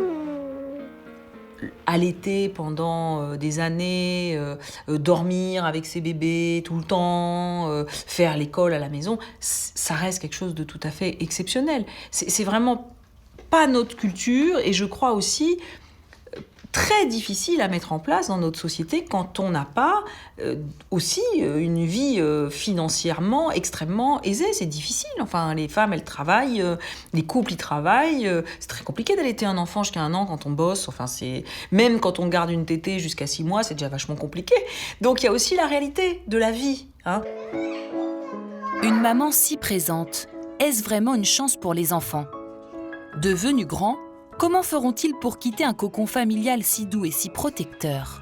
Allez, dors bien. Allez, ciao. À demain. Retour chez la maman copine. Ici aussi, la liberté est de rigueur pour Théo, 16 ans. Souvent livré à lui-même pendant que sa mère travaille, il a tendance à en abuser. Avec son cousin Tom, il joue à des jeux vidéo violents qui ne sont pas de leur âge. Il est déconseillé. Déconseillé. Au moins de 18 ans. Et donc vous n'avez pas 18 ans ? Non. Non. Vos parents, ils vous disent rien ? Non. Bah justement, c'est eux qui achètent. Je dis que. Faut que les parents fassent attention. Enfin, ma mère, elle sait ce que j'achète et ouais, elle sait que ouais, je sais ce que c'est un jeu et que voilà, si. Après, c'est une question de responsabilité Ouais, aussi. C'est la responsabilité de qui ? Bah, de nous et de nos parents. Et des parents, ouais. Difficile pour eux de l'admettre, mais oui, ils sont devenus accros. Puis on s'énerve, puis après on rejoue au jeu. C'est bizarre. On se dit, oh, plus jamais je joue à ce jeu, il m'énerve trop. C'est ça, c'est pas vraiment addictif. addictif. Enfin, si, c'est. On a envie de recommencer. Ça nous attire en fait. C'est seulement après 2 heures de jeu non-stop que Barbara intervient. Temps mort ? Pourquoi temps mort? Temps mort, on arrête ? Pourquoi? Il y a une raison?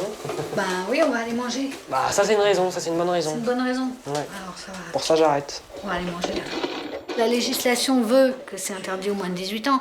Après, c'est à eux de savoir si effectivement c'est un jeu, c'est pas la vraie vie. Enfin, j'espère qu'il est conscient quand même que voilà, c'est pas la vraie vie. Donc là, il tire sur des gens. Bon, bah voilà, c'est. Je me dis, c'est pas forcément pire que certains films qui passent à la télé, qui sont pas forcément interdits aux moins de 18 ans. Donc il m'assassine pas, tout va bien. C'est pas prévu, c'est pas prévu. D'accord. Elle prend les choses avec humour, mais son rôle de mère consiste-t-il à faire confiance aux ados ou à leur poser des limites ? Ils sont très sympas, hein, ces 2 jeunes. Mais alors, on les voit comment ils sont ambivalents, quoi. Ils disent, ouais, les parents doivent faire attention, mais en même temps, mais je suis tout à fait capable de juger. Mais non, c'est aux adultes d'être responsables. Si on estime qu'un jeu est négatif avant 18 ans, c'est non. Parce qu'on estime que c'est trop traumatique, par exemple, ou trop addictif. Parce que la difficulté des jeux consommés tôt, qui ne sont pas adaptés à l'âge, et comme le dit très, très justement ce jeune homme, qui sont de plus en plus performants, notamment les jeux de violence, parce que là, c'est pas un jeu de stratégie, c'est un jeu de boum-boum. Eh bien, on est comme dans la vraie vie. Et alors, ça devient addictif au possible, puisqu'on est tout puissant. Les parents, ils sont là pour être pénibles, vieux, avec une distance de génération, et dire, bah oui, justement, bah non, justement, c'est à cause de ça que non, tu joueras pas avec. Je sais que t'as envie, mais non, voilà. En sachant que, par ailleurs, il y aura sûrement des moments où ils vont jouer avec. On va pas les enfermer sous cloche, et c'est pas pervers que de savoir que par ailleurs, il y aura des interdits qui seront contournés. De tout temps, les adolescents ont contourné les interdits. Sauf que de tout temps, ils savaient que les interdits étaient posés. S'il continue à jouer autant, Théo risque de se renfermer sur lui-même. Dès que possible, sa mère et sa sœur le poussent à sortir de sa bulle. Et un week-end sur 2, les enfants vont chez leur père. Après le 20, vous êtes chez papa et vous allez au concert. Ouais. Hein? Viens toi ou pas? Oui, si. Au concert de quoi? Au concert des... Non, j'aime pas. Oh ça va, là c'est là. Smart Gap, c'est pas... Mais j'aime pas. Oh, tu peux Tu bien vas faire ça 4 jours avant, toi. Tu peux bien faire une sortie avec ton père, Non, mais ta t'auras sœur. pas qu'il vienne pas parce qu'il va nous saouler. Mais non. Non, je vais venir. On verra comment. Mais en plus, ça va te plaire, moi, je suis sûre. Mais si, c'est bien. Non, je n'aime pas. Si c'est pour que tu me pourrisses la soirée, tu viens pas. Ouais, bah, de toute façon, tu verras avec ton père, hein. Mais papa il dira pareil que moi, papa il a pas envie de traîner un boulet qui fait la gueule Mais pendant 3 heures. Mais passer tu t'es jamais au Glasgow avec nous, il est tout le temps comme ça, il est assis dans son Mais coin. au Glasgow, c'est pas pareil, Manon, c'est nul, pas un concert, c'est un... Bien sûr que si, l'autre jour, regarde, on les a emmenés au Glasgow, il y avait le concert, ils étaient comme deux clampins. Le concert, Ah, mais c'est pas grave. tu regardes, enfin, je sais pas. Bon, allez, c'est bon. Franchement, depuis février 2011 que je fais des concerts avec papa, t'es venu 2 fois. Bah oui, mais. Combien on en a fait des concerts? On en a peut-être fait 40. C'est pas grave, ça. Bah non, mais après il vient se plaindre qu'il voit personne, qu'il sort pas, il rencontre personne, il a pas je plains pas. d'amis. J'ai pas d'amis, j'ai pas à me plaindre. Bah reste tout seul. J'ai des vrais amis, j'ai pas besoin d'avoir 400 amis sur Facebook, dont un de vrai. J'arrête de parler avec toi. Laisse-le. Pauvre petit chaton là. Oh, stop. Laisse-le. T'es pas sa mère, hein, c'est moi sa mère. Non mais c'est bon, à un moment on peut pas lui parler sans... Stop. Bah c'est pas grave, Bah laisse-le. si Ah mais t'étais pareil, Manon. N'importe quoi. Si. Mais... Non. Bah, tu fais la vaisselle et je te fais écouter Spargap. Waouh, programme chargé, allez, c'est parti. Et sous ta gueule hein quand même. Faut pas de ta gueule. Bah si. Non mais franchement j'ai envie d'écouter pour ça. Pour vous dire que je connais. Ok, bah je vais chercher la tablette. Ah bah attends, y a pas de son.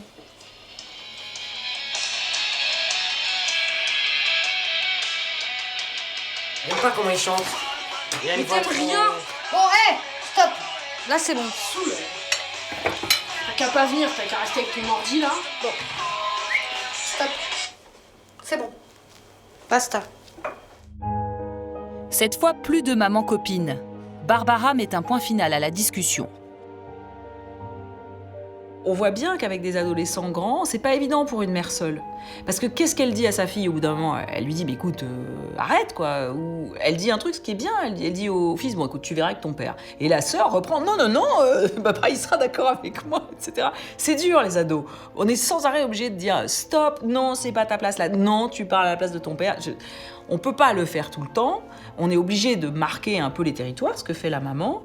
Et c'est pas simple quand on est en monoparentalité. C'est beaucoup plus difficile parce que quand on est deux, il y en a un qui dit oh non mais ça va pas là, comment tu parles? C'est plus simple. Hein, mais en même temps, il y a beaucoup de vie là-dedans. Hein. Et c'est pas qu'il aime pas les concerts, lui il aime pas le Glasgow apparemment. C'est ce truc-là qu'il n'aime pas. Barbara essaie d'éviter les conflits entre ses enfants. Mais Manon lui reproche de ne pas secouer son frère. Je suis sévère avec lui parce que je suis passée par là et c'est mon petit frère et voilà, même si on dirait qu'on s'aime pas, voilà. Et j'ai pas forcément envie qu'il se retrouve tout seul et qu'il reste tout le temps enfermé dans sa chambre à regarder des films parce que c'est pas comme ça qu'il apprendra à connaître des gens. À l'époque de la séparation de ses parents, un moment douloureux, Manon aussi s'était repliée sur elle-même. C'est vrai qu'il n'y avait pas une super ambiance à la maison, donc je rentrais et je mettais ma musique, je restais enfermée dans ma chambre avec ma musique et c'est vrai que ça permet d'oublier, de penser à autre chose. Elle sait que trouver refuge dans la musique ou sur les écrans risque de le couper de la vraie vie. Je me suis pourri la vie sur les écrans et à perdre des amis, des personnes auxquelles je tenais et maintenant je regrette, ouais. Sans se douter des regrets de sa sœur, Théo continue à jouer. Ça commence vraiment à m'énerver là. Bah oui, non mais sérieusement. Non mais là, ça m'énerve. On n'est plus en tête en plus. Oui, je l'ai eu. Pour Barbara, c'est un vrai casse-tête. Faut-il contrôler son fils ou lui faire confiance? Quel est son rôle de mère? Pour avoir le contrôle, il faudrait que je sois 24 heures sur 24 avec lui. C'est pas le cas. Quand il rentre plus tôt du lycée, il fait bien ce qu'il veut. Donc il peut me dire qu'il fait ses devoirs alors qu'il est sur la console. Pourquoi? Bon, c'est ce que j'appelle un peu lâcher prise. C'est que je peux pas être continuellement derrière lui. Par contre, je lâche pas prise sur les notes de l'école. Donc tant que les notes à l'école me conviennent, c'est un peu un deal. Voilà, il n'y a pas de... Si ça commence à baisser et que je vois qu'il n'y a plus de travail derrière et que les notes sont pas bonnes, bon bah là, effectivement, on peut reprendre la main et... pourquoi tu le reprends pas? Et voilà, c'est encore moi qui commande. Et s'il joue pas ici, il va aller jouer chez un copain. Tu gueules alors, c'est ce que tu fais, mec. Oh. À la fois vigilante et fataliste, Barbara sait que l'avenir de Théo ne dépend pas seulement d'elle, mais aussi de lui. Saura-t-il se prendre en main et lâcher ses jeux vidéo? Aujourd'hui à Paris, la famille permissive est de sortie. Et ça commence mal, car Clément Gabriel, 4 ans, veut être assis à côté de sa mère. Mets-toi devant. Comme d'habitude, il refuse de se séparer d'elle.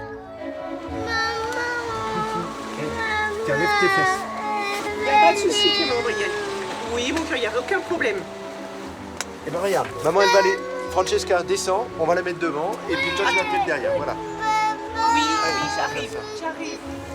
Avec Alexandra et William, il n'y a jamais de problème.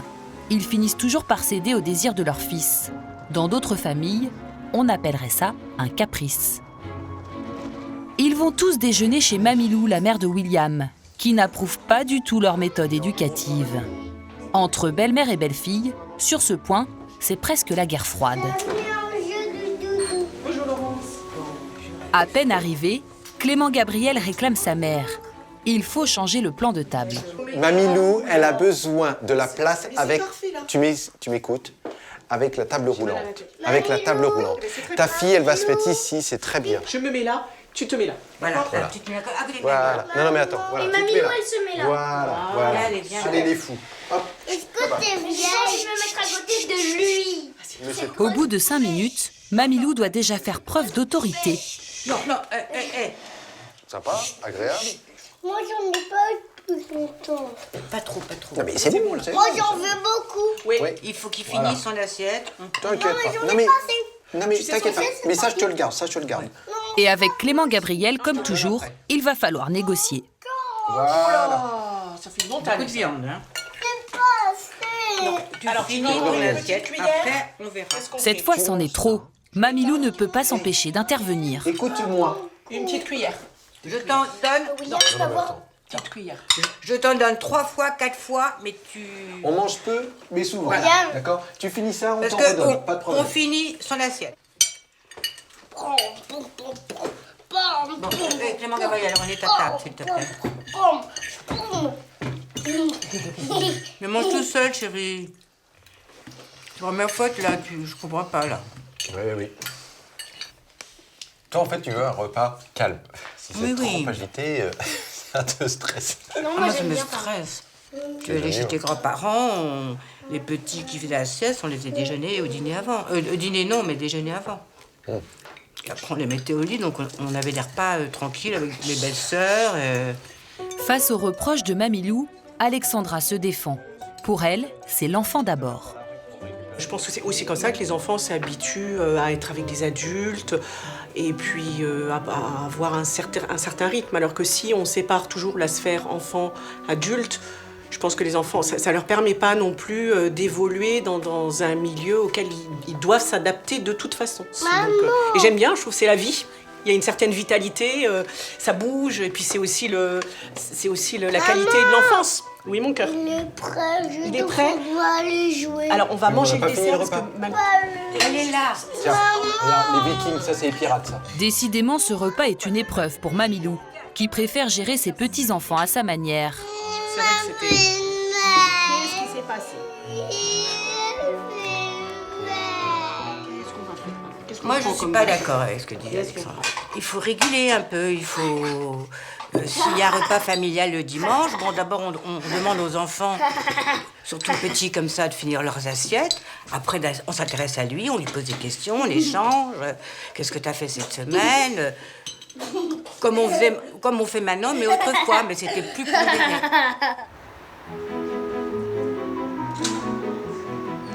Alexandra et William sont conscients de certains ratés dans leur système d'éducation. Mais ils ne loupent pas une occasion de se perfectionner. Aujourd'hui, ils participent à un atelier des parents organisé par la psychothérapeute Isabelle Filiosa. Ici, pour évaluer le comportement de son enfant, il faut remplir un questionnaire et maîtriser le jargon de la parentalité positive. Et après, c'est un comportement humain naturel de résistance à la contrainte de besoin de libre arbitre. J'aurais envie de dire oui. Là, on tombe enfin dedans, c'est quand même pas mal. C'est un bon exemple, là. Je pense qu'on est dedans, parce que là, pour le coup, il peut s'affirmer. Pour savoir si c'est naturel à cet âge, nous parlons avec d'autres parents. Si les autres parents disent « Ah ben oui, le mien du même âge, il fait pareil », on peut se dire « Je relâche, ça n'est pas parce que je suis une mauvaise maman, un mauvais papa, ça n'est pas parce que mon enfant est un mauvais enfant, c'est juste que c'est une étape du développement de mon enfant. En écoutant d'autres parents, Alexandra découvre qu'elle n'est pas la seule à avoir un problème pour coucher son fils. De 0 à 1 an et demi, 2 ans, on mettait 1h30 pour le dormir. Oui, ben nous aussi. En fait, il ne s'endormait. Alors quand je l'allaitais, c'était que au sein. Oui, C'est ça. Mais bien allaité, oui. Et tu oublies ta vie sociale. Tu oublies ta vie sociale parce que tu ne peux pas dire à tes amis, bon, je vais coucher le petit, on se voit dans 1h30. Surtout, tu sais pas quand tu pars, tu sais pas quand est-ce que tu vas revenir, ça peut être... Soulagée, elle ose raconter son expérience.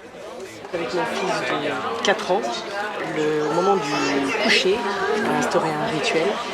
Mais ce rituel est très long, il s'éternise et dans ces cas-là, soit je m'énerve, soit je cède et ça devient encore plus long. C'est épuisant. Le soir, c'est vrai que c'est épuisant. Parmi les solutions, ils en ont retenu une qui a le mérite d'épuiser les enfants plutôt que les parents. Et ils vont la tester tout de suite. C'est la bataille de Polochon. Ça a des vertus très positives dans la mesure où ça permet à un enfant de sentir toute sa puissance. Et là, pour le coup, les rôles sont inversés parce que l'enfant a l'impression d'être plus puissant que l'adulte. Voilà, donc il y a des risques. Voilà. Mais la bataille de Polochon aidera-t-elle le petit garçon à gagner en sérénité ?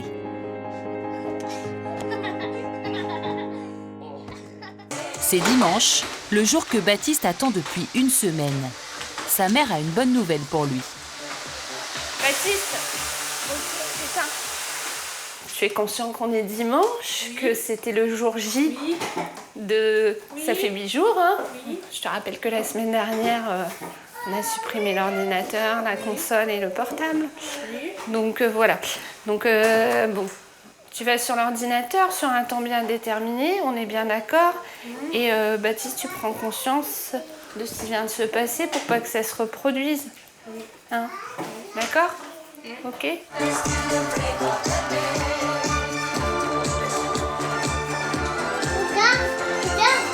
bien, mon chéri.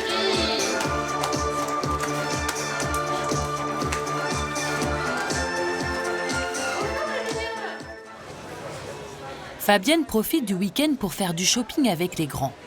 Mais elle ne déroge pas pour autant à ses valeurs éducatives.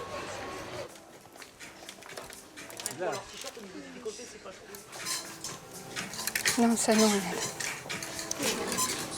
Qu'est-ce qui vous gêne là? C'est les ouvertures. Ça, je suis pas trop d'accord. Voilà. Ça, c'est pas de son âge. Elle a que 11 ans, voilà. Après, le t-shirt en lui-même, il est joli. Je pense que ça, vers 17-18 ans, oui, d'accord. Je pense que, voilà, en sachant le porter, en restant correct. Faut rester, comme maman disait, faut rester de son âge. Après,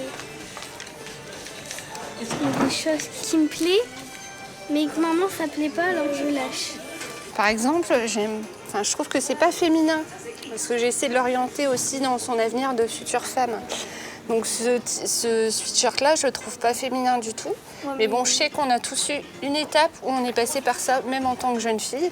On croit Fabienne prête à lâcher du lest, mais elle se reprend vite. La mère, elle regarde, ça fait comme j'aime des fois. Oui, bah ça t'évites parce que j'aime pas. Je sais. Ça fait un... Oui, bah oui. Bon, après, ouais. Ok, tourne-toi. Ouais, c'est sympa. Et pour les chaussures à talons, Hélène va devoir patienter. Ben, moi non, Hélène. Elles n'auraient pas été compensées. J'aurais dit oui. Ben, on peut se donner le temps de trouver des chaussures un peu dans le même style, mais pas compensées. T'es pas une femme, Hélène, t'es une petite fille encore.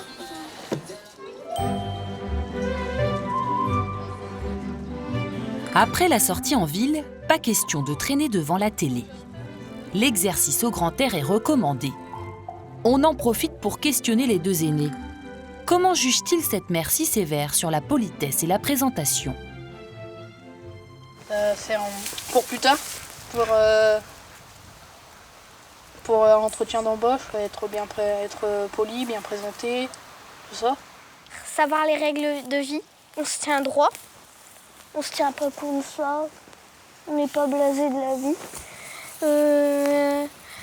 Ça sert notre métier, comme il disait. ça sert à nous. Et si plus tard on a des enfants, ça sert pour aussi nous l'apprendre à nos enfants. C'est ça l'autorité. Fabienne et Boris ont construit leur vie de famille autour de ces règles de vie. Ils ont réussi à les transmettre à leurs enfants. Pour eux, être des parents autoritaires, c'est préparer l'avenir. On ne fait pas des enfants pour soi, on les fait pour qu'ils s'épanouissent, pour qu'ils vivent leur vie. On leur donne une ligne de conduite, un héritage familial. Je veux qu'ils aient des bons souvenirs de leur enfance, qu'ils aient envie de refaire des choses avec leurs enfants comme nous, on l'a fait avec eux. On a trouvé du sens dans la vie de famille. On est vraiment dans un cheminement où c'est les enfants qui nous portent, quoi. Des enfants épanouis et matures qui travaillent bien à l'école. Ici, la méthode autoritaire a l'air de faire ses preuves. Chez la maman copine, la souplesse éducative donnerait-elle aussi des résultats? Car ce matin, Théo et son cousin ont abandonné leurs jeux vidéo pour une balade à vélo. J'adore faire du vélo. Ça me permet de sortir et de voir des copains et de pouvoir faire du sport tout en m'amusant. Alerté par sa mère et sa sœur, Théo a fini par se poser des limites. Je suis assez grand pour me dire « Ah, c'est bon, maintenant j'arrête ». C'est grandir aussi, Ouais, c'est ça. C'est s'en rendre compte, c'est devenir, devenir autonome, pouvoir contrôler son temps de jeu et pas que de jeu, essayer de contrôler tout ce qu'on fait un peu. On va se dire que dans pas énormément de temps, on sera majeur et que s'il n'y aura pas nos parents, comment on va faire? Savoir choisir ce qui est bon pour soi. Est-ce que ce n'est pas ça, grandir? Aujourd'hui, la famille permissive se rend à un concert.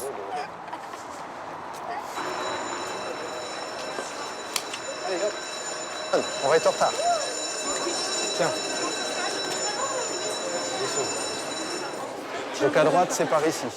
Super. Mets Clément Gabriel peut-être plus vers le milieu, je vais me mettre vers la sortie. Mais arrête!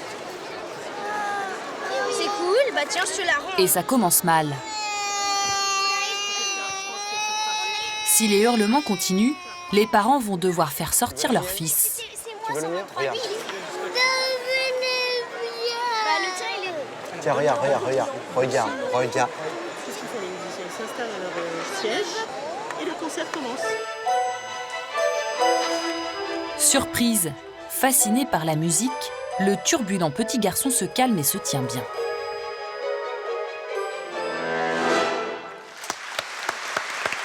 Grâce à cette famille très à l'écoute, Clément Gabriel finira-t-il par trouver ses repères et devenir grand? Dans la tribu hors norme, on s'est mis au vert. Chaque week-end, Valérie, Bertrand et les 7 enfants s'installent dans leur propriété normande, au contact des chevaux. Car ses parents, pas comme les autres, se sont lancés dans le dressage. Un autre défi à relever en famille.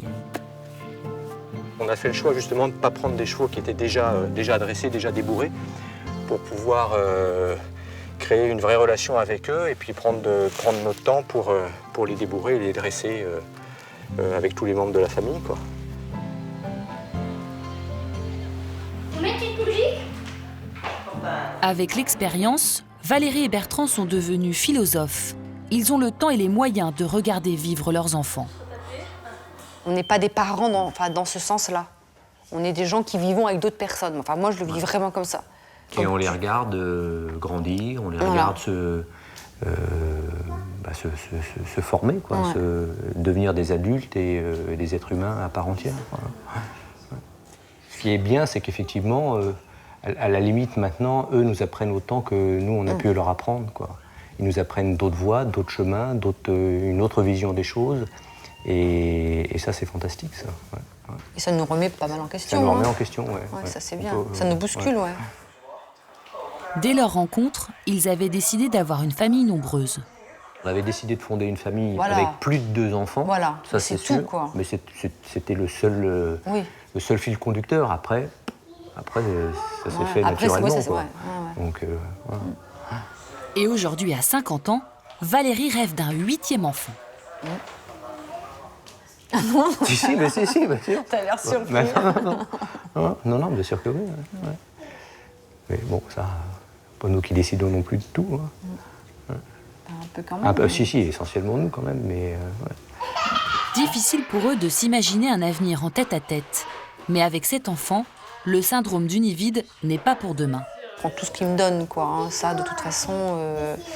Et j'espère qu'effectivement, on pourra continuer à avoir cette même qualité d'échange et de rapport quand ils créeront, eux, leur propre famille. En l'espace de 50 ans, la place des enfants dans les familles a bien changé. Alors qu'autrefois, ils n'avaient pas droit à la parole, ils se retrouvent aujourd'hui au cœur de la famille et au centre des préoccupations de leurs parents. Un pouvoir nouveau qui peut parfois être angoissant pour eux. Dans ces conditions, le vrai défi des parents actuels est de réussir à doser amour et autorité, autonomie et contrainte, liberté et responsabilité.